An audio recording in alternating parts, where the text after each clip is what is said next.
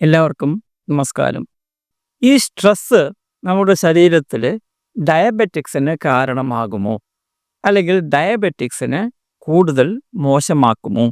അതല്ലെങ്കിൽ sugar level കൂട്ടുമോ എന്നുള്ള ചോദ്യം ഒരുപാട് ആളുകൾ എന്നോട് ചോദിക്കാറുണ്ട്.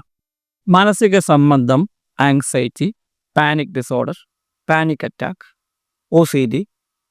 ഈ പാനിക് അറ്റാക്കും പാനിക് ഡിസോർഡറും OCD, ഡിപ്രഷൻ, PTSD ഇങ്ങനെയുള്ള എല്ലാ പ്രശ്നങ്ങളിലും പൊതുവെ കാണപ്പെടുന്ന സ്ട്രെസ് ഡിസോർഡർ, ഇങ്ങനെയുള്ള എല്ലാ പ്രശ്നങ്ങളിലും, എല്ലാ മാനസിക പ്രശ്നങ്ങളിലും പൊതുവെ കാണുന്ന ഒരു സംഭവമാണ് മാനസിക സമ്മർദ്ദം, സ്ട്രെസ്. ഈ സ്ട്രെസ്സ് നമ്മുടെ ശരീരത്തിൽ ഡയബറ്റിക്സിന് കാരണമാകുമോ?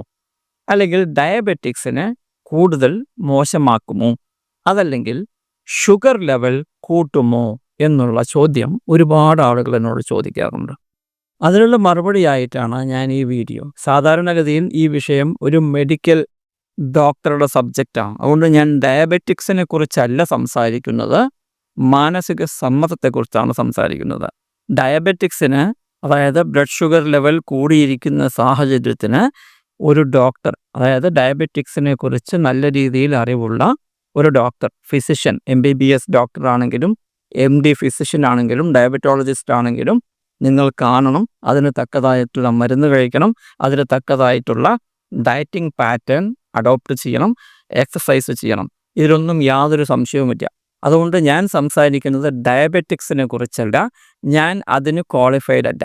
ഞാൻ സംസാരിക്കുന്നത് മാനസിക സമ്മർദ്ദവും ഡയബറ്റിക്സും തമ്മിലുള്ള ബന്ധത്തെക്കുറിച്ചാണ്. മാനസിക സമ്മർദ്ദം വരുമ്പോൾ ഷുഗർ ലെവൽ സ്വാഭാവികമായും കൂടും. എന്തുകൊണ്ടാണ്? മാനസിക സമ്മർദ്ദം വരുമ്പോൾ നമുക്കറിയാം, മാനസിക സമ്മർദ്ദം വരുന്നത് എന്തുകൊണ്ടാണ്?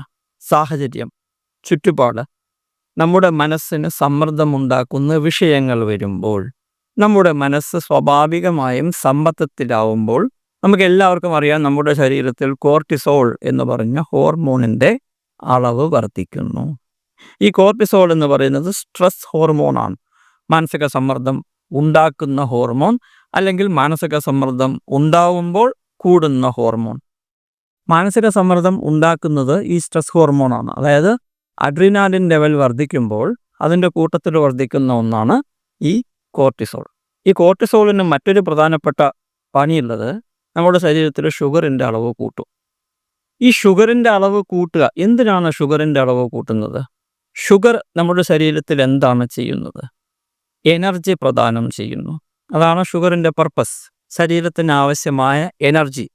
അപ്പോൾ മാനസിക സമ്മർദ്ദമുള്ള ഒരാളുടെ ശരീരം കൂടുതൽ വർക്ക് ചെയ്യണം. അതായത് അഡ്രിനാലിൻ പമ്പ് ചെയ്യുന്നത് കൊണ്ടാണ് കോർട്ടിസോൾ കൂടുന്നത്. ഈ അഡ്രിനാലിൻ എന്ന് പറയുമ്പോൾ ഹാർട്ട് ബീറ്റ് കൂട്ടുന്ന, ശരീരത്തിലെ പ്രവർത്തനത്തിൻ്റെ എല്ലാം ഒരു ഇൻക്രീസ് ചെയ്യുന്ന ഒരു സംഭവമാണ്. അതൊരു ഒരു ഫൈറ്റ് ഓർ ഫ്ലൈറ്റ് റെസ്പോൺസ് വരുമ്പോൾ ഉണ്ടാകുന്ന ഒരു സംഭവമാണ് ഈ അഡ്രിനാലിൻ. അപ്പോൾ അഡ്രിനാലിൻ വരുമ്പോഴാണ് നമ്മുടെ കോർട്ടിസോളിൻ്റെ അളവ് കൂടുന്നത്. ഈ അഡ്രിനാലിൻ പമ്പ് ചെയ്ത് കഴിഞ്ഞാൽ, നമ്മുടെ ശരീരത്തിലേക്ക് വന്നു കഴിഞ്ഞാൽ, അതിനർത്ഥം എന്താണ്? നമ്മുടെ ശരീരം കൂടുതൽ വർക്ക് ചെയ്യണം, ഹാർട്ട് ബീറ്റ് കൂടണം, ശരീരത്തിൻ്റെ എല്ലാ സ്ഥലത്തേക്കും എനർജിയും ഓക്സിജനും എത്തിക്കണം. ഹാർട്ട് ബീറ്റ് കൂടുമ്പോൾ ബ്ലഡ് പമ്പ് ചെയ്യുന്ന കപ്പാസിറ്റി കൂടുന്നു, ബ്ലഡ് ശരീരത്തിൻ്റെ എല്ലാ അവയവങ്ങളിലേക്കും എത്തുന്നു. അങ്ങനെ എല്ലാ അവയവങ്ങളിലേക്കും എത്തുന്ന ബ്ലഡിൽ എനർജി ഉണ്ടാവണം, ഓക്സിജൻ ഉണ്ടാവണം. ആ എനർജിയും ഓക്സിജനും ശരീരത്തിൻ്റെ എല്ലാ അവയവങ്ങളിലേക്കും കോശങ്ങളിലേക്കും എത്തിക്കാൻ വേണ്ടിയാണ് നമ്മുടെ ഹാർട്ട് കൂടുതൽ ബീറ്റ് ചെയ്യുന്നത്. ആ ഹാർട്ട് കൂടുതൽ വർക്ക് ചെയ്യുന്നതിന് കാരണം നമ്മുടെ അഡ്രിനാലിനാണ്. കോർട്ടിസോൾ നമ്മുടെ ശരീരത്തിൻ്റെ ഷുഗറിൻ്റെ ലെവൽ കൂട്ടുന്നു, കൊളസ്ട്രോളിൻ്റെ ലെവൽ കൂട്ടുന്നു. ഈ ഷുഗറും കൊളസ്ട്രോളും നമ്മുടെ ശരീരത്തിൻ്റെ ഈ ബ്ലഡിലൂടെ ശരീരത്തിലെ എല്ലാ കോശങ്ങളിലേക്കും എനർജിയായി എത്തുന്നു. ഈ എനർജിയായി എത്തുമ്പോൾ ശരീരത്തിൻ്റെ എല്ലാ കോശങ്ങളും കൂടുതൽ ആക്റ്റീവായി പണിയെടുക്കുന്നു എന്നർത്ഥം. നമ്മുടെ ശരീരത്തെ മുഴുവൻ എനർജറ്റിക് ആവാനും ജാഗരൂകമാക്കാനുമാണ് ശരീരത്തിലെ ഷുഗറിൻ്റെയും കൊളസ്ട്രോളിൻ്റെയും അളവ് ഈ കോർട്ടിസോൾ കൂട്ടുന്നത്. ആ കോർട്ടിസോൾ കൂട്ടുന്നതിന് കാരണം അഡ്രിനാലിനാണ്. ഈ അഡ്രിനാലിൻ നമ്മുടെ ശരീരത്തിൽ കൂടുവാനുള്ള കാരണം, ഈ റിയാക്ഷൻ വരുവാനുള്ള കാരണം മാനസിക സമ്മർദ്ദമാണ്.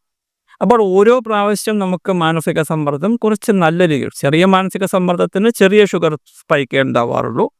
പക്ഷേ മാനസിക സമ്മർദ്ദം കൂടുമ്പോൾ, മാനസിക സമ്മർദ്ദം തുടർച്ചയായി നിൽക്കുമ്പോൾ സ്വാഭാവികമായിട്ടും ഷുഗർ ലെവൽ കൂടി നിൽക്കുന്നു, കൊളസ്ട്രോളിൻ്റെ ലെവൽ കൂടി നിൽക്കുന്നു. ഇത് സ്വാഭാവികമായ ഒരു ശരീരത്തിൻ്റെ പ്രവണതയാണ്. മനസ്സിലാക്കേണ്ടത് മാനസിക സമ്മർദ്ദം വരുമ്പോൾ ഷുഗർ ലെവൽ കൂടുന്നു എന്നുള്ളതാണ്. അങ്ങനെ ഷുഗർ ലെവൽ കൂടി നിൽക്കുമ്പോൾ ഇൻസുലിൻ്റെ അളവ് കുറയ്ക്കുകയും വേണം. അല്ലെങ്കിൽ ഇൻസുലിൻ എന്താണ് ചെയ്യുക? ഈ ഷുഗർ ലെവൽ കുറയ്ക്കുന്നു. ഷുഗർ ലെവൽ കുറയ്ക്കുന്നു, ഷുഗറിനെ വിഘടിപ്പിച്ച് കൊണ്ടുപോകുന്ന പ്രക്രിയ ചെയ്യുന്നത് ഇൻസുലിനാണ്. അപ്പോൾ ഈ കോർട്ടിസോൾ കൂടുമ്പോൾ സ്വാഭാവികമായിട്ടും ഈ ഷുഗർ ലെവൽ കൂട്ടണം എന്നുള്ളതിന് ശരീരം സ്വീകരിക്കുന്ന നിലപാട് ഇൻസുലിൻ്റെ അളവ് കുറയ്ക്കുക എന്നുള്ളതാണ്. അപ്പോൾ പാൻക്രിയാസ് ഉൽപ്പാദിപ്പിക്കുന്ന ഇൻസുലിൻ്റെ അളവ് കുറയുന്നു. അപ്പോൾ പാൻക്രിയാസിൻ്റെ പ്രവർത്തനം ഇൻസുലിൻ്റെ കാര്യത്തിൽ കുറയ്ക്കുക എന്നുള്ളതും ഈ കോർട്ടിസോളിൻ്റെ പണിയാണ്.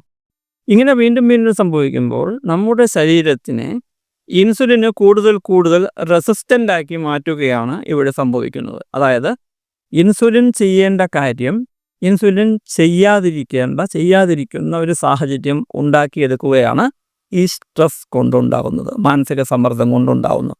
അതിനുള്ള റിസ്ക് ഫാക്ടേഴ്സ് എല്ലാം നിങ്ങളുടെ ഡോക്ടറെ കണ്ട് ചർച്ച ചെയ്ത് മനസ്സിലാക്കുക.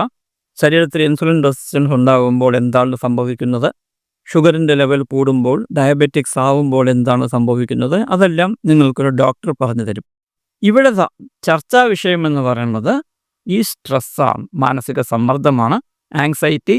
Anxiety disorder, panic disorder, OCD, PTSD, depression, ഇങ്ങനെയുള്ള എല്ലാ പ്രശ്നങ്ങൾക്കും മാനസിക സമ്മർദ്ദമുണ്ട്.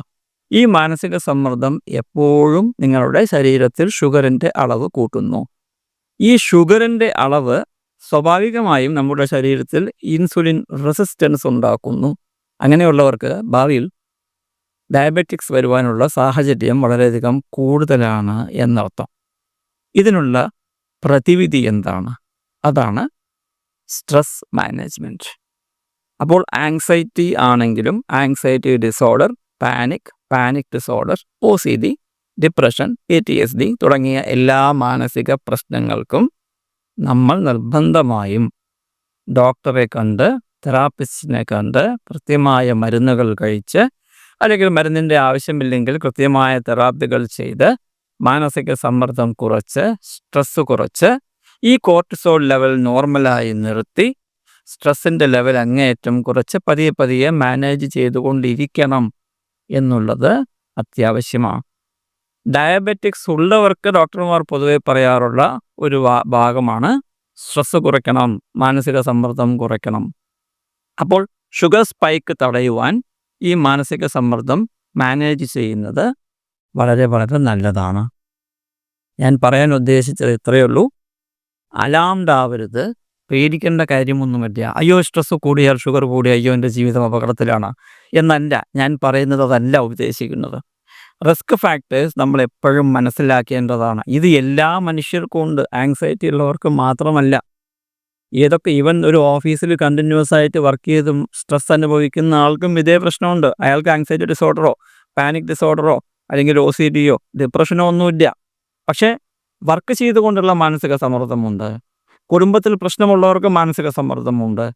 മറ്റു രീതിയിൽ പ്രശ്നങ്ങളുള്ളവർക്ക്, ജീവിത പ്രശ്നങ്ങളുള്ളവർക്ക്, സാമ്പത്തിക പ്രശ്നങ്ങളുള്ളവർക്ക് മാനസിക സമ്മർദ്ദമുണ്ട്. അവർക്ക് എല്ലാവർക്കും ഈ റിസ്ക് ഉണ്ട് എന്നർത്ഥം.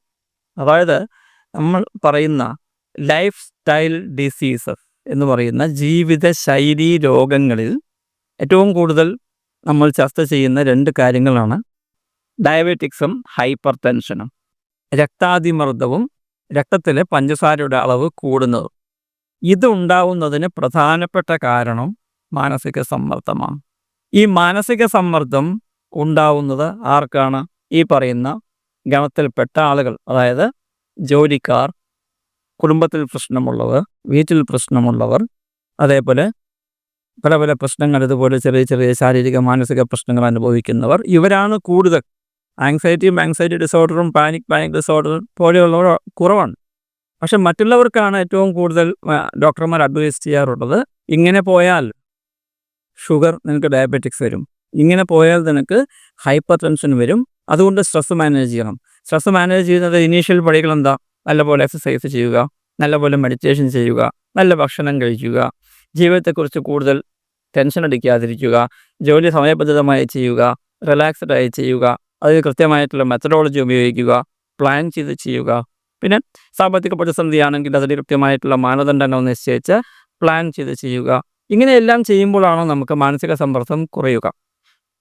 ഈ പറയുന്നത് കേട്ട് നിങ്ങളാരും പേടിക്കരുത്. നിങ്ങളെ പേടിപ്പിക്കുകയല്ല ഈ വീഡിയോയുടെ ഉദ്ദേശം. അവയർനെസ് നിങ്ങൾ മനസ്സിലാക്കണം. ജീവിതശൈലി രോഗങ്ങൾക്ക് ഒരു പരിധിവരെ കാരണം സ്ട്രെസ്സാണ്, മാനസിക സമ്മർദ്ദമാണ്. അത് മാനേജ് ചെയ്യേണ്ടത് അത്യാവശ്യമാണ്.